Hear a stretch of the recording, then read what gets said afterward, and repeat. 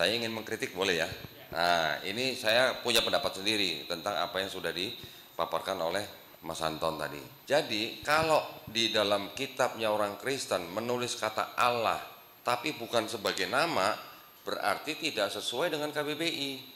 Nah, itu kritik pertama saya kepada mereka. Upaya kita untuk menuntut supaya Bible-nya orang Kristen itu tidak ada kata Allah. Berarti orang Yahudi Arab taunya nama Tuhan itu Allah dalam bahasa Arab. Orang Kristen Arab taunya Allah juga nama Tuhan. KBBI juga nama Tuhan. Kok bisa tiba-tiba Yesus jadi Tuhan gitu. Teman-teman di Jawa Timur yang sedang mengupayakan untuk menggugat penghapusan kata Allah di dalam Bible.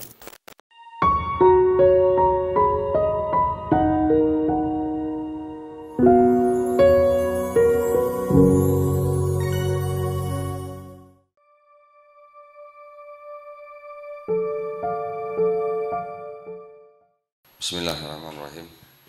Beda ya suaranya ya. Ngebas banget suara saya. Assalamualaikum warahmatullahi wabarakatuh.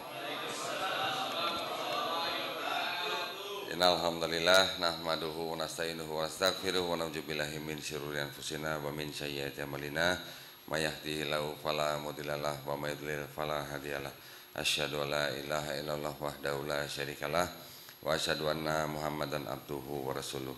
Allahumma sholli wa sallim wa barik ala sayyidina Muhammadin wa ala alihi wa sahbihi ajmain. Amma ba'd. Alhamdulillahirabbil alamin. Senang sekali saya bisa berada di sini dengan Bapak Ibu. Mohon maaf Pak kalau saya duduknya lebih tinggi Pak, mohon maaf Pak ya. Oh, ada yang lebih tinggi dari saya ternyata di belakang. Alhamdulillah. Senang sekali saya tadi sudah menyimak pemaparan dari saudara saya Anton Kristiono ya.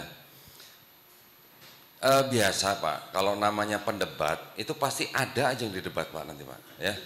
Dari pemaparan sesama pendebat nanti kita sama-sama pendebat bisa mendebat lagi Pak. Ya, itu namanya pendebat memang sudah apa ya, wataknya begitu kali ya. Tetapi walau bagaimanapun, walaupun di antara apologet Islam ada perbedaan, tidak apa-apa, yang penting kita arahnya satu, kita mengajak orang untuk bertauhid. Ya, betul ya. Saya ingin mengkritik boleh ya. Nah, ini saya punya pendapat sendiri tentang apa yang sudah dipaparkan oleh Mas Anton tadi. Kalau awal-awal Mas Anton menulis Alkitab sebagai kitab sucinya orang Kristen, mereka mau sebut kitab suci mereka dengan sebutan Alkitab itu hak mereka Pak. Tapi kita sebagai orang Islam jangan sebut kitab mereka Alkitab. Kenapa Pak? Karena Al-Quran kita nama lainnya juga Alkitab. Betul? Nah, satu. Yang kedua, tadi Mas Anton juga masih menyebut-nyebut ada istilah tulisannya kan ALLAH. Di kitab mereka menulis Allah gitu tulisannya Pak. Ya, saya bacanya Allah Pak, karena di kitab mereka nggak ada tasdidnya Pak. Ya, saya bacanya Allah. Nah, kita harus belajar basicnya dulu Pak. Basicnya itu apa bedanya kata Tuhan dan kata Allah. Nah, nggak usah jauh-jauh Pak, kita punya KBBI, ya kan, Kamus Besar Bahasa Indonesia. Kalau kita buka KBBI Pak, kata Tuhan itu artinya sesuatu yang disembah, dipuja, diyakini, yang dikonotasikan sebagai yang Maha Esa, Maha Perkasa. Itu Tuhan, ya. Jadi Tuhan itu adalah sesembahan. Tapi kata Allah itu di dalam KBBI itu artinya apa? Nama Tuhan dalam bahasa Arab. Nah, berarti sesembahan itu punya nama, namanya siapa? Allah. Itu menurut KBBI, ya Pak ya. Jadi kalau di dalam kitabnya orang Kristen menulis kata Allah, tapi bukan sebagai nama, berarti tidak sesuai dengan KBBI. Nah, itu kritik pertama saya kepada mereka. Saya dan teman-teman dari Jawa Timur banyak kan, kami sekarang sedang tetap berusaha nih, sebenarnya sudah tahun lalu, tapi karena kita melihat suasana politik di Indonesia, jadi kami masih mencari waktu yang tepat untuk melakukan upaya kita untuk menuntut supaya Bible-nya orang Kristen itu tidak ada kata Allah.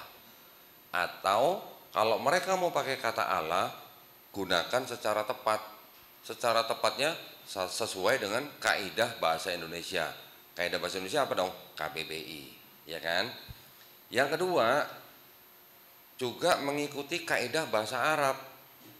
Bahasa Arab, orang Arab aja, mau Islam mau Kristen, mengakui bahwa kata Allah itu adalah nama Tuhan gitu. Ya, mau Kristen mau Islam di Arab, mereka juga menyebut Allah sebagai nama Tuhan. Buktinya apa? Oh, di sini kita di Indonesia, kalau yang dari pesantren pasti tahu yang namanya Kamus Al-Munjid ya. Betul ya? Di dalam Kamus Al-Munjid itu yang menyusun orang Kristen loh Pak. Pendeta Louis Makluf namanya ya.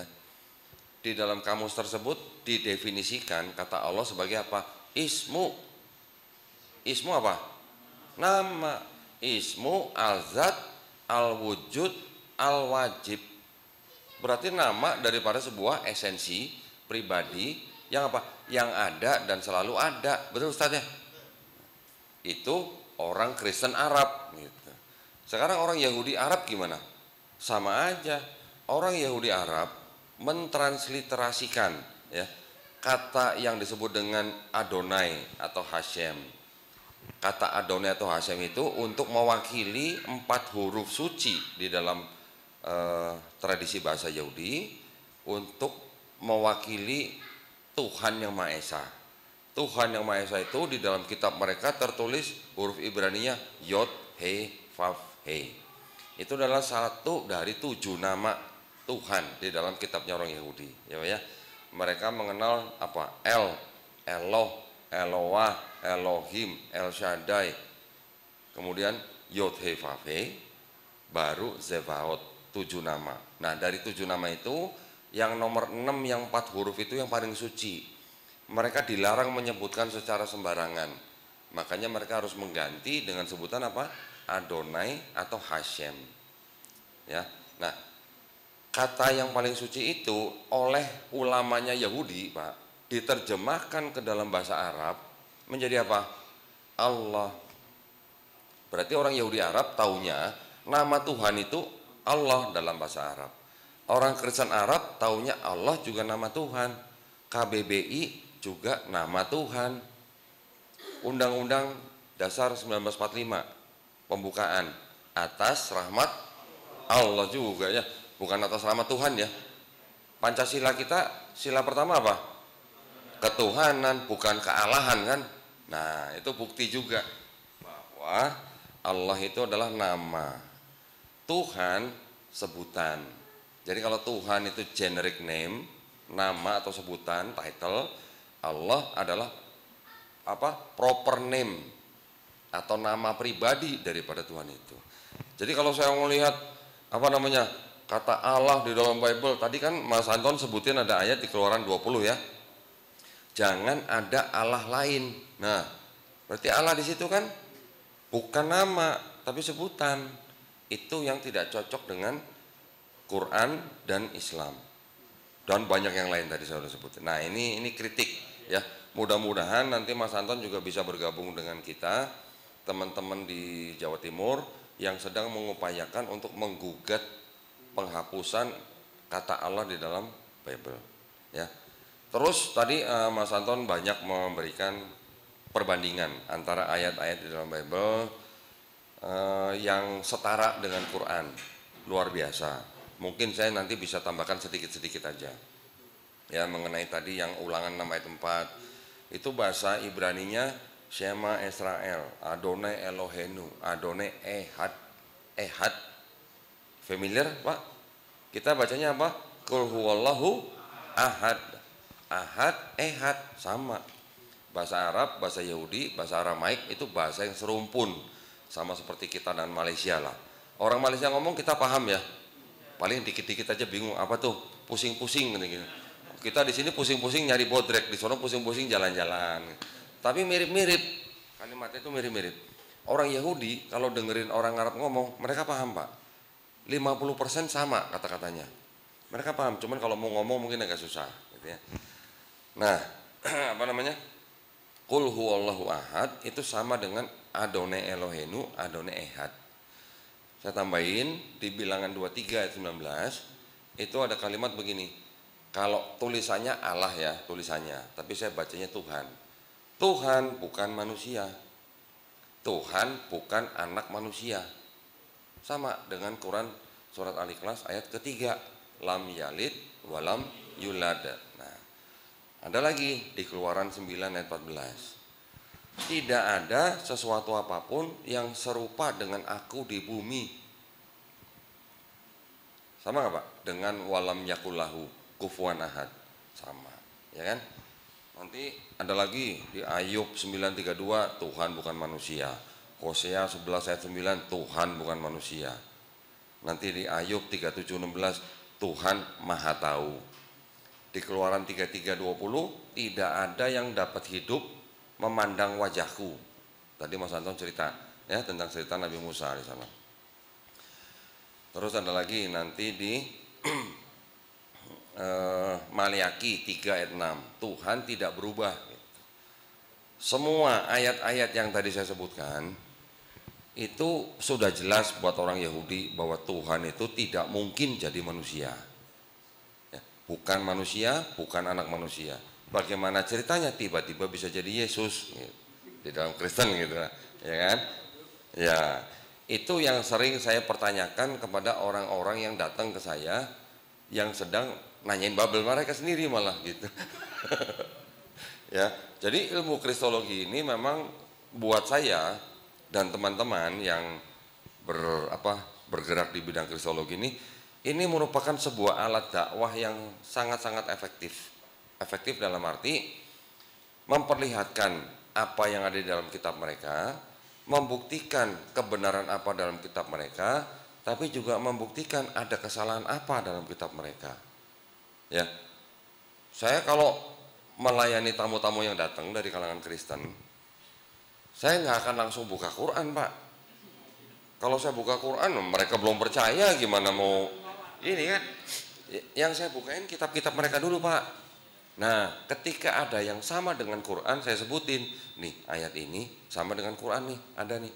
Yang ini sama nih, yang ini sama nih, yang ini kenapa beda?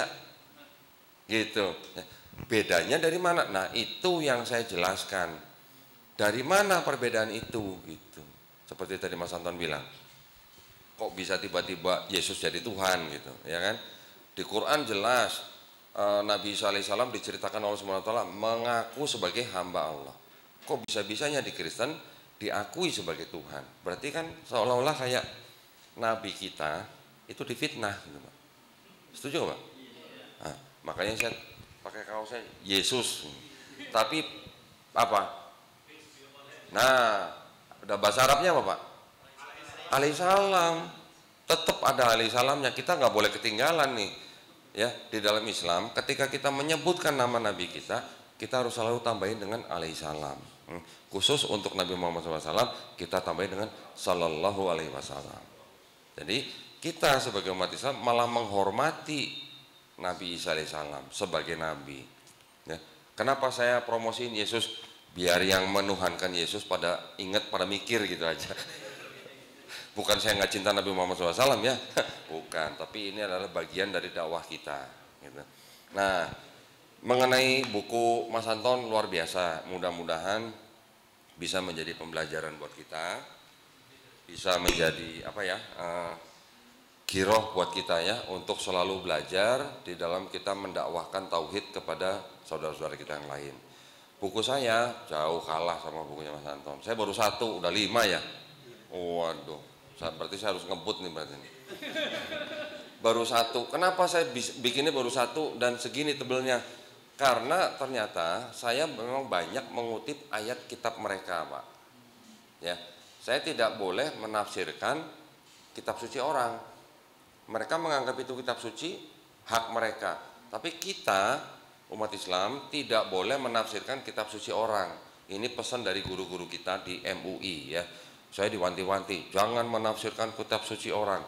Kalau kita menafsirkan kitab suci orang, nanti mereka bisa menafsirkan Quran tanpa pengetahuan. Oh, alhamdulillah, saya setuju banget.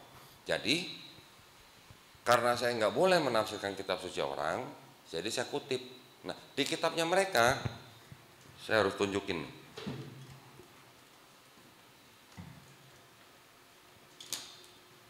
di kitabnya mereka di depan nih ada aturan, dilarang mengutip ayat-ayat di dalam kitab ini kalau untuk komersil lebih dari 500 ayat.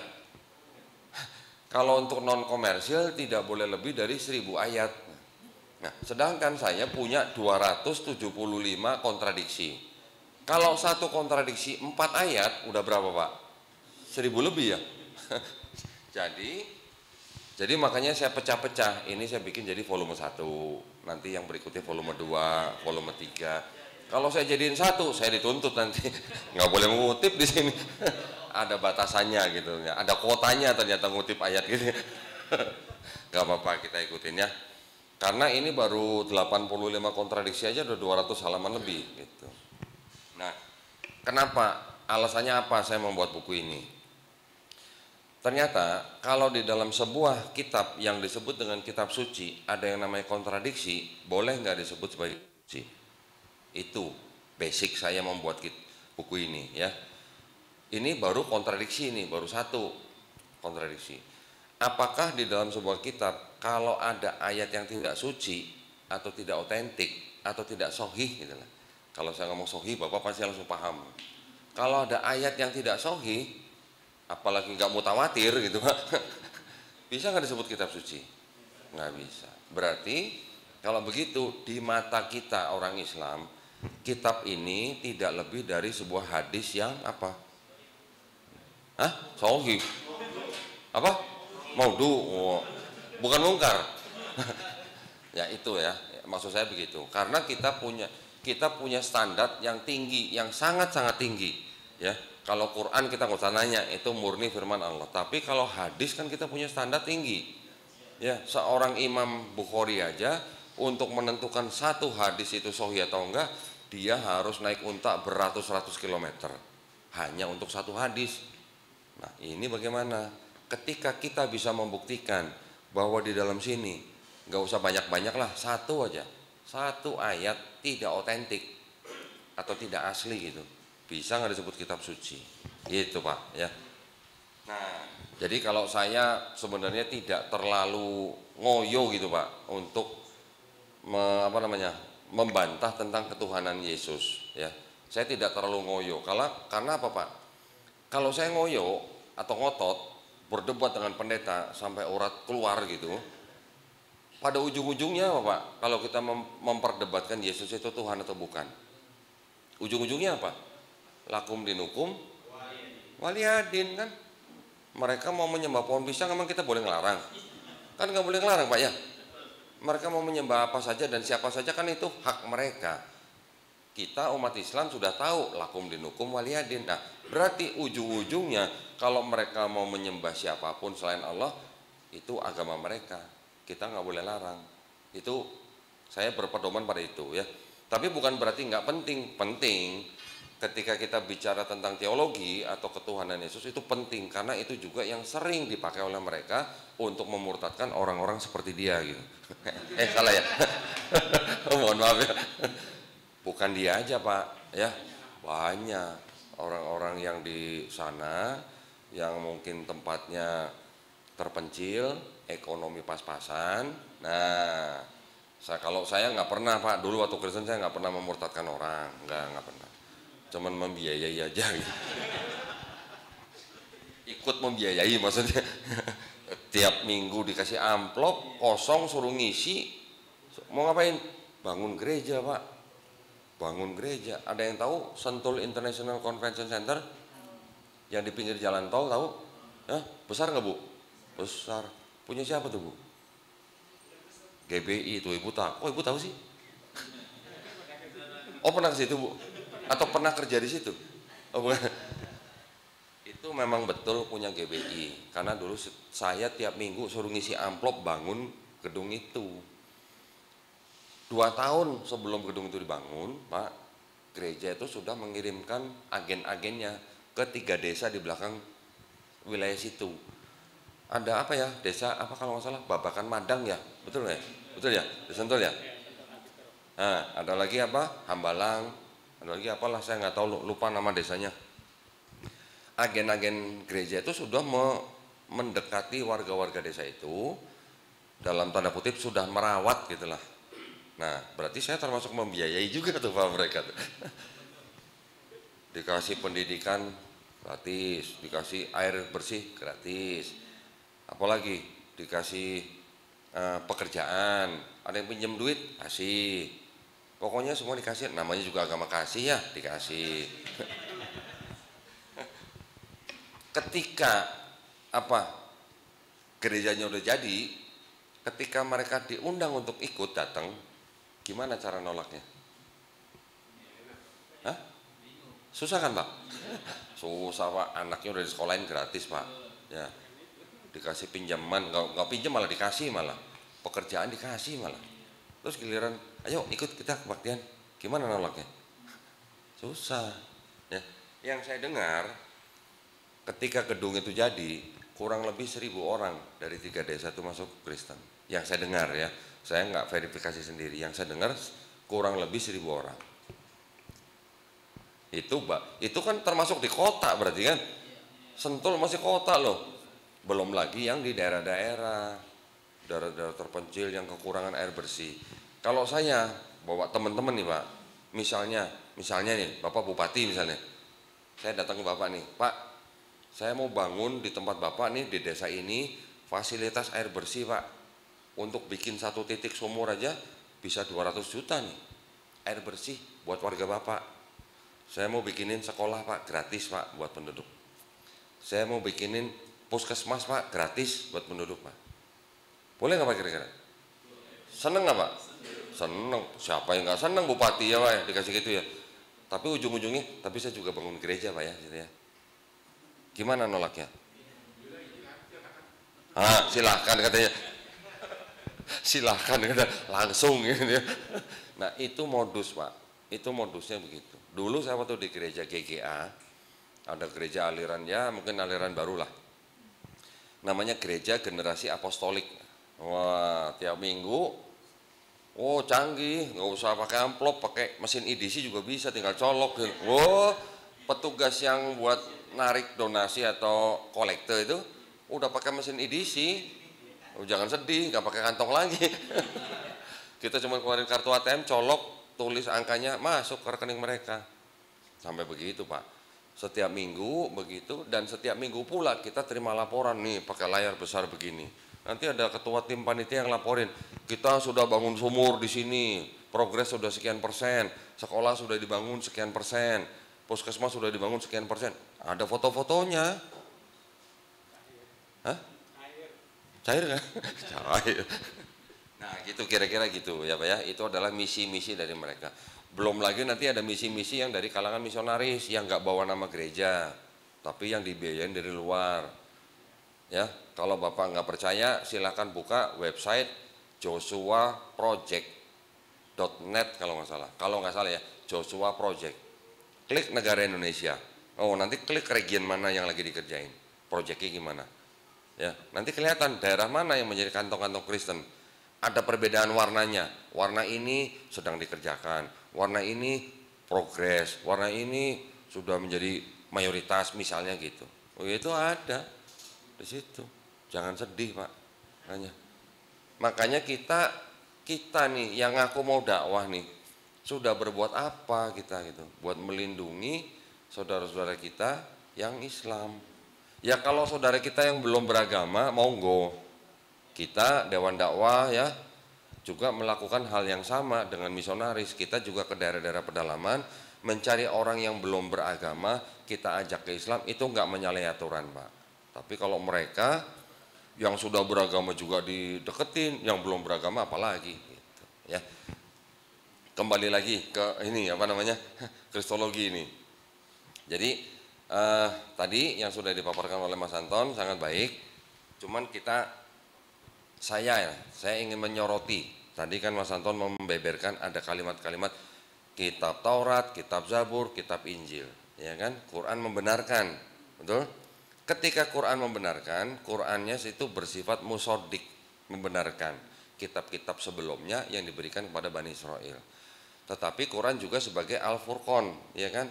Juga sebagai Al-Muhaimin, pembeda, pengoreksi, batu ujian, gitu Pak. Dari apa? Dari kesalahpahaman umat-umat sebelumnya yang sudah diberikan kitab-kitab tersebut. Yang terakhir, Quran juga sebagai al-mubayyin. Mubayyin artinya apa? Menjelaskan.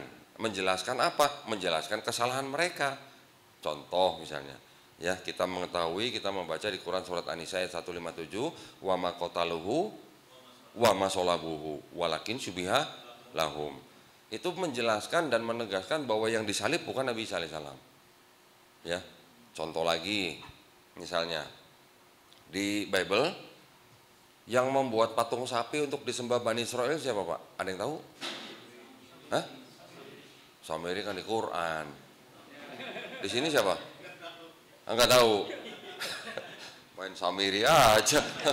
Situ mau nyamain nama ini ya. Oh, ikut Quran aja. Kan saya nanya di sini, orang saya pegangnya ini, bukan pegang Quran. Siapa yang bikin patung sapi berhala untuk disembah Bani Israel di sini, Pak? Nabi Harun, abangnya Nabi Musa di sini. Nauzubillah mujalik ya. Apa fungsinya Nabi, Pak? Nabi kan untuk memperingatkan umatnya. Untuk apa? Untuk menyembah Tuhan Yang Maha Esa kan. Kok bisa-bisanya bikin patung sapi untuk disembah? Itu juga yang salah satunya dikoreksi oleh Quran. Yang bikin patung sapi bukan Nabi Harun tapi Samiri. Siapa Samiri? Nah, itu yang harus kita pelajari di luar Quran. Saya pernah membaca analisis dari beberapa ahli. Samiri itu dikatakan adalah orang Mesir. Orang Mesir yang ikut keluar dari Mesir bersama bangsa Israel. Mungkin saja dia sudah menikah dengan orang Israel. Dia ngikut keluar dari Mesir. Dia sudah biasa menyembah patung di Mesir. Nah, kalau di Mesir kan memang hari-hari nyembah patung gitu, Pak. Ketika dia ngikut bangsa Israel, sedang menunggu Nabi Musa di Bukit Tursina untuk menerima wahyu, kelamaan 40 hari nggak nyembah-nyembah patung, dia bikin patung untuk disembah. Itu yang dikoreksi sama Quran, Pak.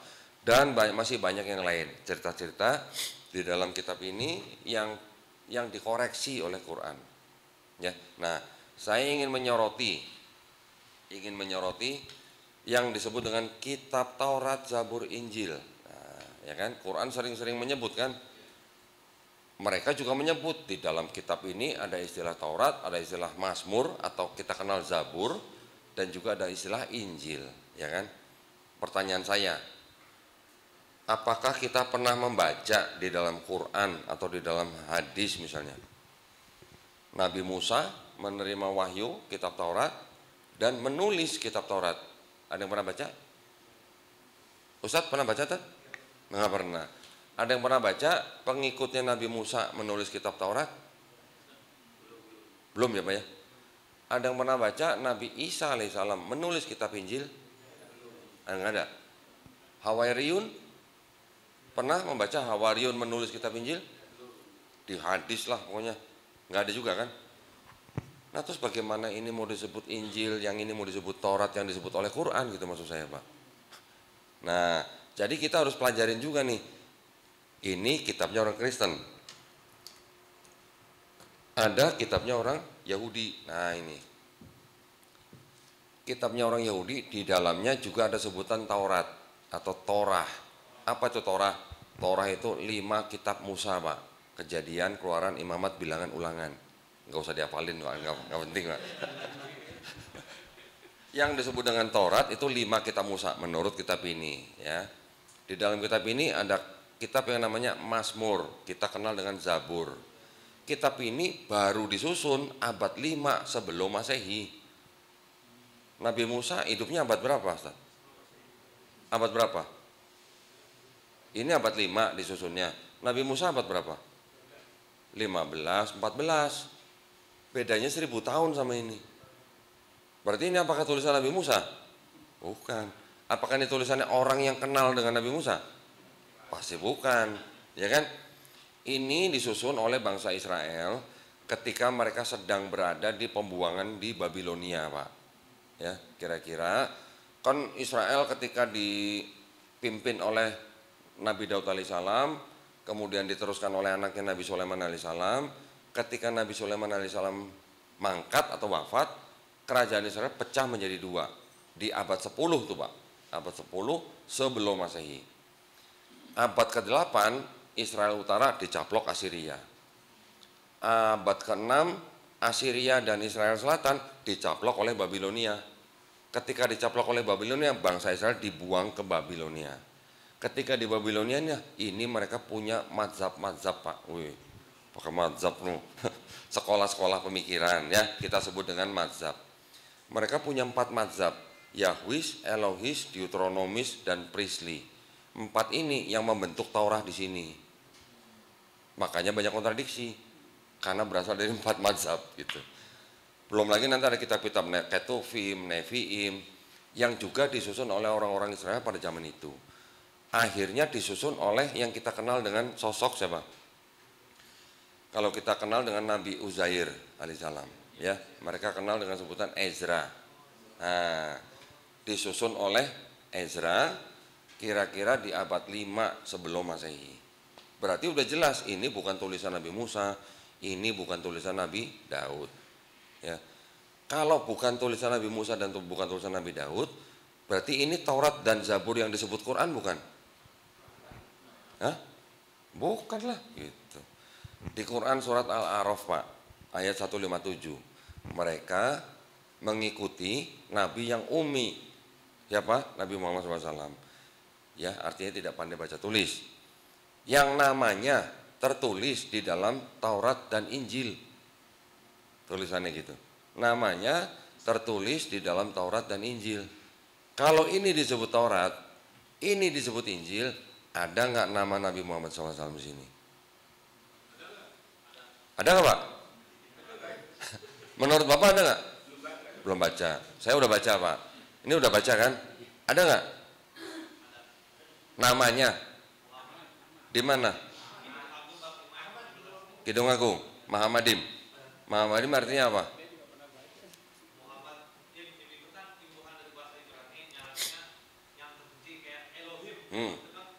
Oke. Oke. Sekarang saya bukain ya, Kidung Agung ya. Nih, sesama pendebat aja berdebat, Pak. Jadi kita itu saling melengkapi karena pengalamannya kan berbeda ini. Nih, Kidung Agung 5:16. Kata-katanya manis semata-mata, segala sesuatu padanya menarik, demikianlah kekasihku, demikianlah temanku. Tulisannya ayatnya begitu ya. Yang disebut Mahamadim kata yang mana? Kalau bahasa Inggrisnya Ya, yang bahasa Indonesia yang mana? segala sesuatu pada yang menarik. Oke, sekarang saya ganti ya. Kata-katanya manis semata-mata, Muhammad, demikianlah kekasihku, demikianlah temanku. Gimana jadi artinya? Kalau di bahasa Ibrani, Iya. Terjemahin. Terjemahin. Coba terjemahin, ganti kata Muhammadimnya dengan Muhammad. Coba. Cocok gak terjemahannya? Berubah makna. Ada berapa kali kata Muhammadim di seluruh perjanjian lama dipakai? Ada 12. Nah, kalau 12 ayat itu terjemahannya Muhammadim, saya ganti dengan Muhammad, cocok nggak terjemahannya?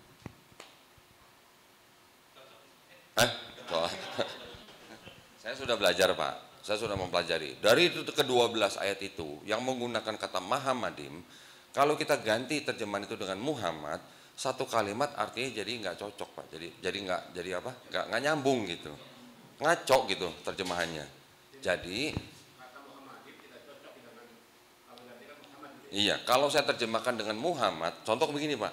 Di sini yang diterjemahkan dari kata Muhammadim itu begini, segala sesuatu padanya menarik. Ya, ini terjemahannya. Kalau saya ganti segala sesuatu padanya menarik dengan kata Muhammad, kalimatnya jadi begini, kata-katanya manis semata-mata, Muhammad. Demikianlah kekasihku, demikianlah temanku. Jadi cocok nggak? Nggak cocok gitu. Ada 11 ayat lain yang menggunakan kata yang sama Muhammadim, ketika diterjemahkan menjadi kata Muhammad, terjemahannya juga jadi nggak nyambung gitu. Ya Pak ya. Kata Muhammadim itu hanya kata yang artinya yang terpuji atau lovely gitu aja. Tapi bukan berarti nama itu sedang menceritakan sosok Nabi Muhammad SAW. tidak sedang membicarakan sosok manusia gitu Pak. Ini sedang membicarakan sosok yang lain gitu. Kan tadi di awal saya udah bilang jangan menafsirkan kitab suci orang. Betul? Kalau saya sebut, saya klaim ini untuk Nabi Muhammad gitu. Terus apa bedanya saya sama Kristen?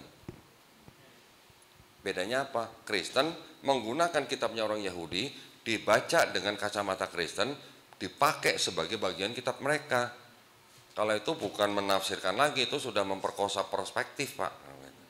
Nah kalau kita klaim di dalam sini ada nih untuk Muhammad gitu, apa bedanya kita sama Kristen? Bedanya cuma kita nggak nyolong kitab orang lain aja, itu maksudnya. Bapak mau Quran Bapak ditafsirkan oleh orang di luar Islam tanpa pengetahuan? Nggak mau. Nah, jadi maksud saya kita fair-fairan aja, kita masing-masing aja. Ketika saya bilang ini bukan Taurat yang dimaksud Quran, orang Yahudi malah kasih salam sama saya Pak. Itu yang benar. Jadi masing-masing jangan saling klaim gitu katanya. Sekarang pertanyaan saya Pak. Nah pertanyaan saya, kalau di sini di Tauratnya orang Yahudi dan di sini di kitabnya orang Kristen tidak ada nama Muhammad yang disebutkan oleh Quran surat Al-A'raf 157, apakah terus Quran surat Al-A'raf 157 itu salah? Hah? Berani bilang salah? Enggak kan?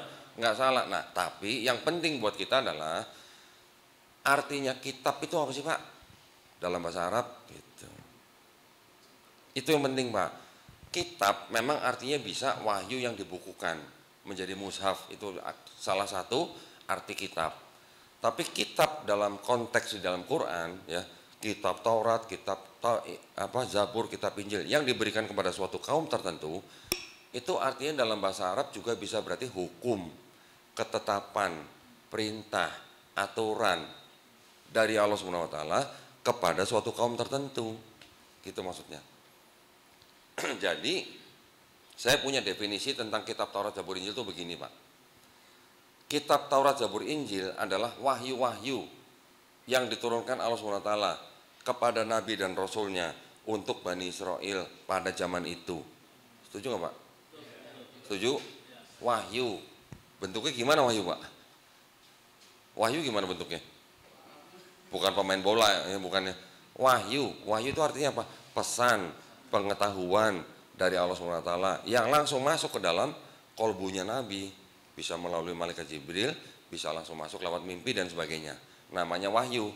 Ketika sudah masuk ke dalam kolbunya Nabi, Nabi menyampaikan kepada umatnya, itulah wahyu yang sudah disampaikan kepada umatnya melalui nabinya. Ketika nabinya sudah wafat atau diangkat, wahyunya kemana Pak? Yang ngikut sama nabinya gitu loh. Berarti pertanyaan saya, kalau Nabi Isa alaihissalam di Quran surat Maryam ayat 30 yang menyatakan bahwa qala ini Abdullah, sesungguhnya aku ini adalah hamba Allah, ataniyal kitabah, aku diberikan kitab. Itu Nabi Isa kan ngomong masih bayi Pak ya, masih di pangkuan ibunya kan. Kalau dibilang aku diberikan kitab, apakah kitab yang buku jatuh dari langit begini? Enggak kan Pak. Nah, itu yang dimaksud dengan wahyu. Wahyu yang diberikan Allah kepada Nabi walaupun masih kecil, walaupun masih bayi gitu. Bukan berarti buku jatuh dari langit begini Pak. Benjol. Zaman Nabi Musa apa udah ada buku? Zaman Nabi Isa apa udah ada buku? Zaman Nabi Daud apa udah ada buku? Belum gitu. Jadi wahyu yaitu adalah pesan pengetahuan yang berisi hukum, ketetapan, perintah, aturan dari Allah SWT kepada Bani Israel. Hanya khusus pada Bani Israel. Nah, jadi buat saya, karena tidak ada nama Muhammad di dalam kitabnya orang Yahudi dan tidak ada nama di dalam kitabnya orang Kristen, buat saya ini bukan Taurat dan Injil yang dimaksud oleh Quran surat Al-A'raf 157. Gitu maksud saya.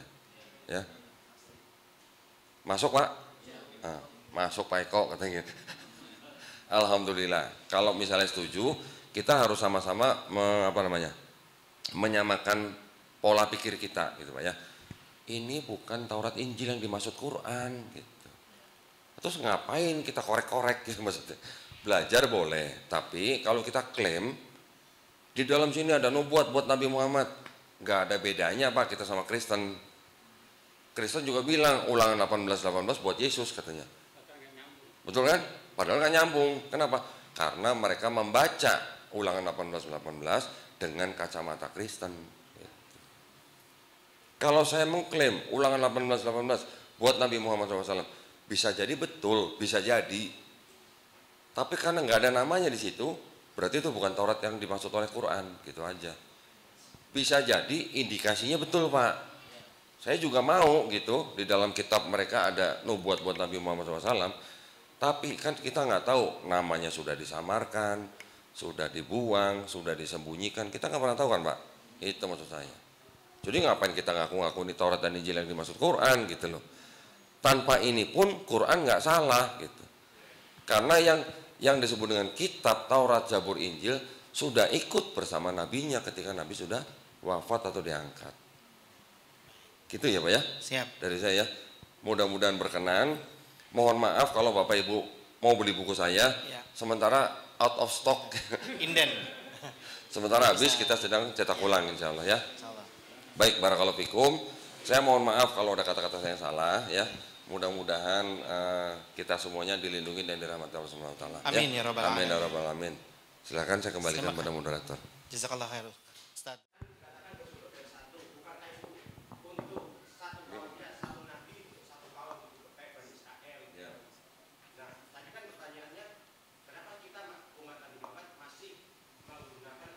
Oke. Oke. Kalau Masnya bilang mengadopsi, berarti Islam agama baru. Ya dong, mengadopsi yang tadinya nggak punya, mengambil atau memakai yang sebelumnya sudah ada gitu kan. Tapi saya mau nanya nih, Mas. Nabi Musa alaihissalam sama Nabi Ibrahim alaihissalam itu agamanya apa? Ya sudah, kenapa bilang mengadopsi? Gitu aja. Ya dong. Kita umat Islam, kita beriman kepada nabi-nabi dari mulai siapa? Dari mulai Nabi Adam alaihissalam sampai Nabi Isa alaihissalam. Berarti semua ini akidahnya sama nggak Mas? Sama. Syariatnya sama nggak Mas? Beda. Syariatnya beda, akidahnya sama. Nah, yang orang dari luar Islam, yang akademisi ya, melihat Islam secara institusi ini memang agama yang baru timbul di abad ke-7 ya, institusi. Tapi secara akidah itu Nabi Adam alaihissalam sampai Nabi Isa alaihissalam muslim semua. Secara akidah, secara teologi, mereka menyembah Tuhan yang sama, Tuhan yang satu, bukan Tuhan yang trinitas gitu kan. Iya. Jadi kita sebagai umat Islam sudah beriman dari Nabi Adam alaihissalam sampai Nabi Isa alaihissalam semuanya muslim. Berarti kalau ada Quran yang diturunkan dan sunnah Nabi, ini berarti mengadopsi yang lama atau menyempurnakan yang lama? Nah iya, jangan mengadopsi Mas, saya nggak setuju kalau mengadopsi. Kalau mengadopsi berarti agama baru itu berarti. Betul Kak Doni. Gitu. Kita cukupkan, kita masuk ke penanya selanjutnya. Kak Doni tadi mengkritisi tulisan Ustadz Anton kaitan dengan Alkitab, jangan tulis Alkitab dengan juga Allah jangan ya itu. Nah itu alasannya apa? Nah berikutnya saya juga nggak tahu loh dasarnya akhirnya dulu dari misionaris atau dari Kristen.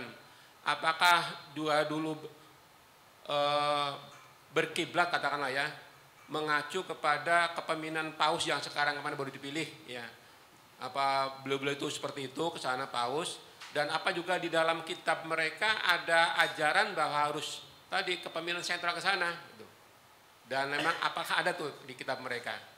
Terus kepada Islam ini apakah ada aja ya perintah supaya satu sentral kepemimpinan seperti Paus juga itu?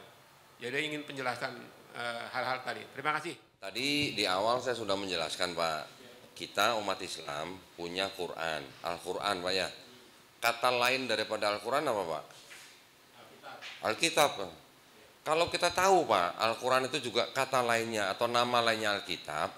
Terus ada kitab orang nulis Alkitab, tapi isinya bukan Al-Quran. Nah, maksud saya jangan sebut ini sebagai Alkitab. Sebut saja Bible Pak gitu. Bahasa Inggris sedikit Pak, modern dikit itulah. Ya, kalau kita sebut Alkitab nanti orang rancu. Al-Quran juga Alkitab, ini ada Alkitab. Nah, gitu maksud saya Pak. Terus kemudian yang kata Allah, tadi kan saya sudah jelaskan. Dalam kaidah bahasa Indonesia, KBBI, Tuhan itu adalah sesembahan atau sesuatu yang disembah, dipuja, diyakini sebagai yang Maha Esa, Maha Perkasa, dan lain-lain. Kata Allah adalah nama Tuhan dalam bahasa Arab. Sedangkan di dalam kitabnya orang Kristen, Pak, menggunakan kata Tuhan juga, menggunakan kata Allah juga. Tulisannya ALLAH, Pak, ya. Tetapi mereka menggunakan kata Allah di dalam kitab mereka ini bukan sebagai nama, tapi sebagai apa? Sebutan. Ya, istilahnya sebagai generic name atau sebutan umum gitu. Padahal menurut KBBI Allah itu adalah nama Tuhan dalam bahasa Arab. Jadi Allah itu adalah proper name, nama pribadi gitu. Presiden Jokowi misalnya atau Presiden Prabowo gitu, Pak. Yang presiden ini kan jabatannya Allah. Di sini tulisannya Allah, Pak. Bahkan ada ayat bunyi begini, jangan ada Allah lain di hadapanku. Tidak ada apa namanya? Yang Yohanes 17:3 apa?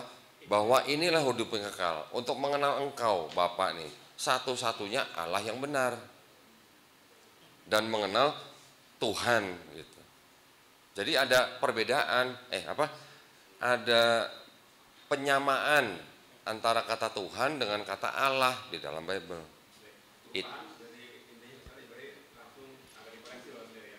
Insya Allah dikoreksi, insya Allah. Nah, terus kalau yang tadi Bapak tanya, apakah ada perintah untuk berkiblat kepada Paus? Yang berkiblat kepada Paus itu hanya Kristen Katolik, Pak. Kristen itu ribuan, Pak, denominasinya. Sekarang itu baru ada kira-kira barulah 60.000 lah, Pak. Nah kan belum 200.000, jadi masih baru, Pak, 60.000. Segitu banyaknya Kristen itu dulunya awalnya ketika mereka belum pecah besar itu disebut dengan Kristen Pentarki, Pak, abad-abad keempat. Itu pun setelah ada konsili Efesus pada tahun 431 Masehi sudah ada pecahan tuh, gereja timur gitu, Nestorian gitu. Kalau kita mendengar sepupu daripada istri Nabi Muhammad SAW yaitu Warokah bin Naufal, bisa jadi dia adalah Kristen Nestorian ini. Tapi setelah adanya konsili Kalsedon tahun 451 Masehi, gereja Pentarki ini menjadi gereja yang istilahnya menjadi gereja yang pusat gitu lah, Pak. Mereka punya 5 kota, ada di Roma, Alexandria, Yerusalem, Konstantinopel, dan Antiok. Nah, gereja ini baru pecah di abad 11, tahun 1054 pecah antara Katolik dan Ortodok gitu, Pak. Yang Katolik diprotes sama umatnya sendiri, sama Martin Luther tahun 1516 timbul gereja Protestan. Makanya orangnya disebut Protestan gitu. Jadi kalau saya donditan Protestan orang yang protes gitu. Ya, protes tahun abad 16, Pak. Setelah hampir 600 tahun baru timbul gereja Protestan. Protestan diprotes lagi sama pengikutnya. Ada jadi timbul Lutheran, timbul Anglikan, timbul Calvinis, timbul Metodis, timbul Baptis, sampai timbul Mormon gitu. Ini juga ada, ini bagian dari Protestan, Pak, sebenarnya, Pak. Ya. Sempalan gitulah istilahnya. Jadi di dalam Protestan pun nanti ada yang menerima Konsili Nisea, ada yang tidak menerima. Ya. Itu, Pak, masing-masing itu nanti juga pecah lagi, ada karismatik, macam-macam. Bahkan ada gereja pecahan gereja LGBT, ada juga yang melegalkan pernikahan sesama jenis. Pokoknya ribuan itulah, Pak, ya. Jadi sekarang kira-kira baru 60.000, Pak, denominasi. Jadi kalau Bapak nanya Paus itu baru Katolik, Pak. Kalau yang Protestan pusatnya banyak. Nggak ada, Pak, nggak ada. Ya itu manajemen, Pak. Bismillahirrahmanirrahim. Assalamualaikum warahmatullahi wabarakatuh. Perkenalkan, nama saya Faradis. Izin bertanya, bisa dijawab sama siapa saja gitu kan. Kalau saya sama dua pematerinya. Yang pertama, ayat Al-Quran apa yang mungkin itu menjadi ayat Al-Quran yang menjadikan orang Nasrani itu untuk melemahkan orang Islam, apakah ada gitu kan. Yang kedua, apa metode yang terbaik untuk cara kita dan berdakwah untuk mengislamisasi mereka-mereka yang non muslim, karena pengalaman saya waktu itu dikirimkan dari pondok saya sebagai syarat kelulusan seperti KKN, tapi di desa pedalaman yang itu terjadi kristenisasi, dan sementara kita yang baru lulus pondok itu sedikit ilmunya gitu untuk cara berdakwah ke mereka, dan sebenarnya kita juga nggak ngerti dalam isi Alkitab yang menjadi pedoman mereka gitu. Sekian, wassalamualaikum warahmatullahi wabarakatuh. Tadi dari institusi apa tadi yang mengirim? Pondok Pesantren Nusuk Khotimah Kuningan, Jawa Barat. Oke. Nah, pondok pesantren ini kasih tahu harus belajar kristologi. Untuk mengirimkan dai-dai ke daerah itu harus belajar kristologi dulu. Sama seperti yang dilakukan oleh Dewan Dakwah, ya. Dewan Dakwah kan juga punya STID Muhammad Nasir, Pak, yang di Bekasi. Mahasiswa-mahasiswanya itu semuanya dari luar daerah. Semuanya beasiswa. 2 tahun pertama mondok di kampus. 2 tahun kedua mereka cari masjid untuk jadi marbot atau imam di masjid itu, Pak. Ya. Nah, selama 2 tahun yang terakhir ini mereka belajar kristologi sama saya. Ya. Jadi ketika mereka kembali ke daerah masing-masing, mereka sudah bawa ilmu kristologi. Nah, ketika mereka di daerah masing-masing ketemu dengan misionaris, sudah tahu apa yang dibicarakan. Ya, itu untuk menjawab yang kedua nih berarti. Yang pertama, banyak dari kalangan misionaris menggunakan ayat-ayat Quran untuk melemahkan iman dan akidah orang Islam. Banyak. Mau contohnya? Tapi situ yang jawab ya. Coba buka Quran surat Maryam. Ini langsung praktek aja. Biar ngerasain sendiri gitu. Ya, betul. Kalau dideketin misionaris gimana rasanya gitu. Ya. Benar. Ya.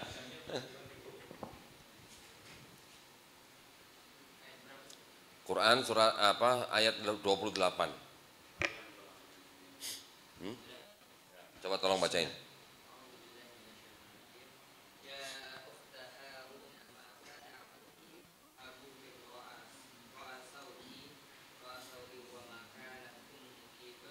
Ya, itu Bunda Maryam, ibunda daripada Nabi Isa alaihissalam, itu membawa Nabi Isa alaihissalam bertemu dengan kaumnya, ya, kaum Yahudi kan. Kemudian kaum Yahudi menyebut Bunda Maryam dengan sebutan apa? Ya, Ukta, Ukta Harun. Siapa Harun yang dimaksud di situ? Tahu nggak? Nggak, Harunnya. Ukta Harun artinya kan saudara perempuan Harun. Maryam disebut oleh kaumnya saudara perempuan Harun. Harun siapa yang dimaksud di ayat itu? Tahu nggak? Nggak tahu. Itu adalah yang dimaksud adalah Nabi Harun alaihissalam, ya, abang daripada Nabi Musa alaihissalam. Disebutnya saudara perempuan Harun. Padahal Maryam dengan Nabi Harun bedanya berapa? 1300 tahun. Kok disebut saudara perempuan? Salah nggak tuh Quran? Contoh, bisa jawab nggak? Ya. Bisa jawab nggak? Nah, gampang. Pelajarin dulu kata ukta. Ukta itu artinya banyak gitu. Bisa saudara perempuan, bisa juga apa? Keturunan. Keturunan juga bisa. Ada sebuah hadis, sahabat Nabi namanya Mugiroh namanya, ya. Dia berangkat ke Najran, tempat orang-orang Nasrani di Yaman. Orang-orang Nasrani di Najran itu nanya kepada sahabat Nabi ini, kenapa di Quranmu dibaca Maryam Ukhta Harun atau saudara perempuan Harun, padahal jarak mereka jauh sekali gitu. Sahabat Mugiroh ini pulang ke Madinah, dia nggak bisa jawab, sama seperti kamu sekarang nih. Dia pulang ke Madinah, lapor sama Rasulullah. Rasulullah jawabnya gimana? Kenapa kamu tidak katakan kepada mereka bahwa sudah menjadi kebiasaan Bani Israel untuk menyebut orang dengan sebutan orang-orang soleh sebelumnya. Berarti kalau begitu apa? Nah, berarti Maryam itu keturunan daripada Nabi Harun alaihissalam. Jawabannya begitu.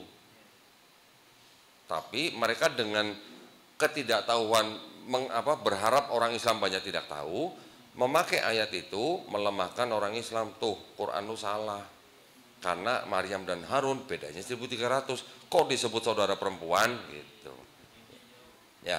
Itu kalau orang Islam yang jawab cukup sampai di situ, Pak. Tapi kalau saya, Mas Anton, jawabnya nggak sampai di situ. Saya balik nanya. Kuliti lagi. Saya balik nanya. Kalau orang apologet seperti kita nih, Pak ya, kalau apa namanya, kita tuh nggak rela gitu kalau cuma ngejawabnya cuma dari sisi Islamnya doang. Kita harus bisa menyerang balik dari kitab mereka.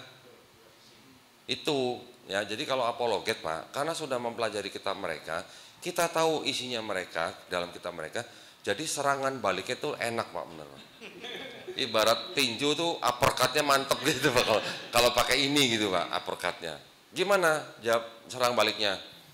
Di sini di dalam Lukas ya, di dalam surat Lukas namanya, itu disebutkan bahwa ada seorang imam yang namanya Zakaria, tadi disebutkan sama Mas Anton, punya istri namanya Elisabeth.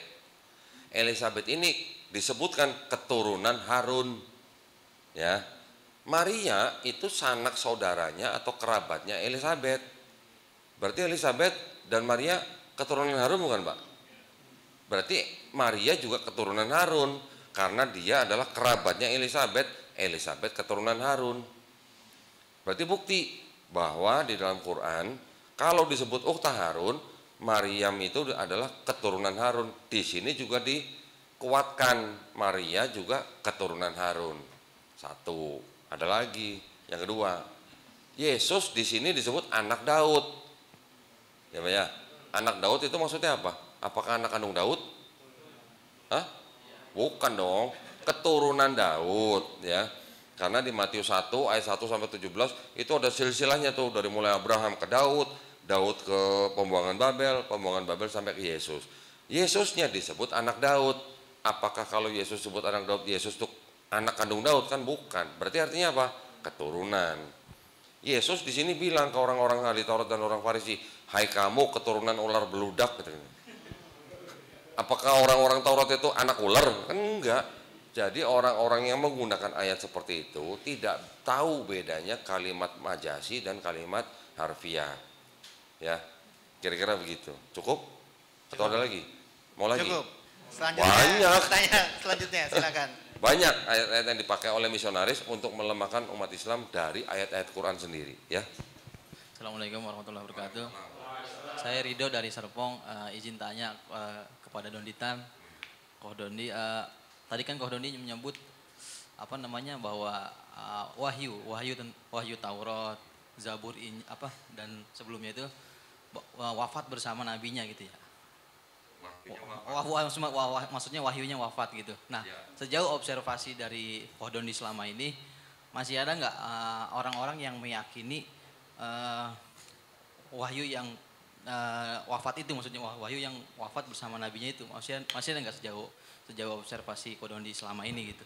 Masih ditemukan entah orang-orangnya yang penganutnya gitu yang masih meyakini wahyu yang wafat bersama nabinya itu masih ada nggak yang selama ini Koh Dondi temukan, atau bentuk-bentuk secercah surat atau apa gitu, atau apa namanya ya arsip-arsip lah atau apalah gitu, ada nggak? Arsip-arsip yang saya berhasil kumpulkan itu yang ada di dalam kitab-kitab di luar daripada kitabnya orang Kristen ya. Iya. Saya nggak berani bilang bahwa itu berasal dari wahyu yang sebenarnya. Pokoknya kalau sama atau sesuai dengan Quran, kita anggap itu benar. Tapi kalau yang tidak sesuai dengan Quran, kita tolak. Gitu. Contoh, kan umat Islam seneng banget tuh kalau nanyain Injil Barnabas gitu katanya. Bener kan? Saya di mana-mana kalau ceramah saya nggak ngomongin Barnabas, tapi yang ditanya selalu Barnabas gitu. Itu seperti apa orang yang sedang, ya seperti Mas tadi nanya, masih ada nggak orang yang mengikuti wahyu-wahyu tersebut? Memang di Quran kan sudah sangat jelas bahwa Nabi SAW mengatakan akan ada nabi lagi yang bernama Ahmad, ya kan? Sedangkan di kitab mereka boro-boro nggak ada. Ada tiba-tiba kitab yang disebut dengan Injil Barnabas sama dengan Quran. Di situ disebutkan Yesus menyebutkan akan ada nabi lagi namanya Ahmad. Yang disalib bukan Yesus tapi Yudas Iskariot, kan? Orang Islam seneng dong baca begitu kan. Sama nih sama Quran nih, woi. Langsung diangkat-angkat, tapi pelan-pelan dan hati-hati ya. Selama dokumen-dokumen tersebut tidak berasal atau tidak nyambung atau tidak sampai kepada Rasulullah, jangan diterima dulu, jangan buru-buru gitu. Ternyata benar setelah dipelajari Injil Barnabas itu, walaupun dia bilang akan ada nabi namanya Ahmad, walaupun yang dibilang yang disalib Yudas Iskariot, tapi di Injil Barnabas juga itu disebutkan bahwa yang disebut Al-Masih bukan Yesus, tapi siapa? Nabi Muhammad SAW. Pernah nggak baca di Quran Nabi Muhammad SAW disebut Al-Masih? Hah? Hadis? Ada? Nabi Muhammad Al-Masih? Hah? Ada? Boleh kasih saya hadisnya? Nabi Muhammad Al-Masih? Al-Masih? Ada? Coba di hadis mana? Al-Masih ya? Tahu kan Al-Masih artinya? Kan saya ngomongnya Al-Masih ya dari tadi ya. Nah, tidak ada. Jadi kalau tidak ada, berarti Injil Barnabas sesuai nggak dengan Quran? Nggak sesuai. Maka itu jangan buru-buru, jangan buru-buru pakai gitu. Kalau bukan atau tidak berasal atau nyampe kepada langsung pada Rasulullah, gitu ya. Nanti ada lagi yang begini. Ada dokumen namanya Invensi Gospel of Thomas. Di dalam Invensi Gospel of Thomas itu diceritakan Yesus ketika kecil membuat burung dari tanah liat. Kan sama, di Quran juga ada, ya kan? Nah, hati-hati juga. Persis sama nggak ceritanya di dalam Quran, ya. Kalau ada yang sama, oke kita terima. Tapi kalau tidak sama, jangan buru-buru kita terima, tolak gitu. Ya, masih ada beberapa gospel yang lain. Contoh lagi nanti gospel Pseudo of Matthew yang menceritakan kalau di Quran Bunda Maryam ketika sebelum melahirkan Nabi Isa duduknya di mana? Di bawah pohon korma. Bunda Maryam disuruh menggoyangkan batang korma, buahnya jatuh, betul kan? Kalau di gospel Pseudo of Matthew dahan kormanya turun ke bawah. Jadi Maryam tinggal ngambil buahnya. Jangan buru-buru terima. Nah gitu-gitulah ya. Jadi belajar kristologi memang kita juga harus berpegang kepada Quran dan Sunnah. Jangan lari dari itu. Beda dari itu jangan terima dulu. Tapi pengetahuan itu hanya bisa dipakai sebagai referensi aja. Ya, oke cukup. Baik. Jadi salah satu hambatan di jalannya, ya ini nih. Nah ini salah satu.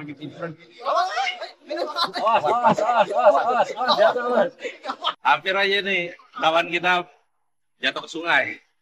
Jadi memang salah satu hambatan kita itu kalau masuk ke pedalaman ya seperti ini salah satunya. Belum lagi kayu-kayu itu pada muncul dari dasar sungai. Jadi memang perlu kehati-hatian dan tingkat risikonya juga tinggi, besar ya.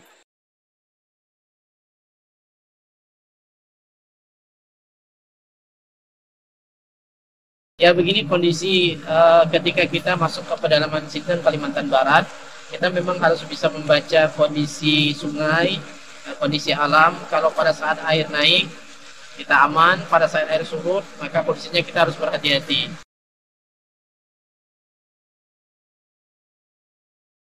Pada siang hari ini kita akan berangkat menuju Desa Mentatai. Dalam perjalanan insya Allah bisa ditempuh nanti bersama dengan tim kurang lebih 6-7 jam. Pada malam hari nanti kita akan bertemu dengan warga umat Islam yang ada di pedalaman Desa Mentatai.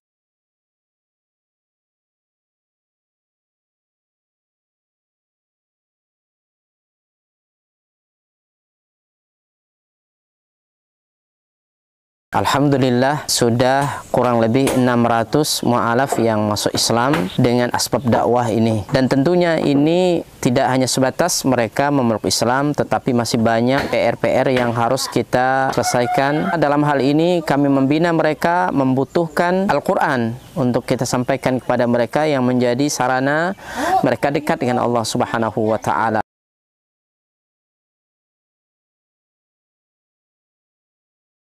Kami berharap dan mengharapkan bantuan dari seluruh kaum muslimin untuk mensupport dakwah ini dengan berwakaf Al-Quran di Badan Wakaf Al-Quran. Luar biasa. Kaum muslimin yang dicintai oleh Allah Subhanahu wa Ta'ala, perlu kita ketahui bahwa pondok ini sangat dibutuhkan karena memang di sini sangat minim akan bahkan mungkin bukan lagi dikatakan minim, memang tidak ada lembaga semacam pondok pesantren yang berdiri di Desa Nangatempunak ini. Yang kedua adalah kerusakan akidah. Ya, jadi di sini jika tidak ada pesantren ini rusaknya luar biasa. Apalagi memang pemurtatan sangat kuat di Desa Nangatempunak ini. Jadi memang misionaris-misionaris itu masuk kemari itu dengan materi yang kuat, ya, dengan iming-iming yang kuat. Dengan adanya pondok pesantren ini mengkader anak-anak para mu'alaf, ya, dari suku Dayak yang berasal dari pedalaman ini sangat mudah. Jika mereka sudah belajar agama, kemudian mereka sudah paham dengan agama dan mereka sudah hafal Quran, mereka akan kita kembalikan ke kampung-kampung mereka. Kita sekarang sambil melihat lahan atau tanah yang akan kita bebaskan untuk pembangunan atau perluasan pondok tahfiz Quran Cahaya Tempunak. Lokasi ini adalah lokasi yang bebas daripada banjir dan luasnya kurang lebih 4 hektar, dan insya Allah di sini nanti akan kita bangun sarana ibadah, kemudian sarana untuk tinggal mukimnya para santri, kemudian aula belajar dan pertemuan para santri. Dengan demikian ini akan membantu dakwah dan memaksimalkan dakwah di pelosok pedalaman Sintang, Kalimantan Barat. Kami mengajak kepada seluruh kaum muslimin untuk mensupport, membantu dakwah ini dengan menyiapkan donasi dan wakaf terbaik melalui Badan Wakaf Al-Quran, dan semoga apa yang kita korbankan di jalan Allah SWT, harta kita, lelahnya kita, semua akan Allah berikan ganti dengan ganti yang lebih baik, kemudian diberikan balasan dengan balasan yang terbaik. Dan kami mendoakan semoga antum semua dijaga oleh Allah SWT dari seluruh musibah baik dunia maupun akhirat. Barakallahu fikum. Assalamualaikum warahmatullahi wabarakatuh.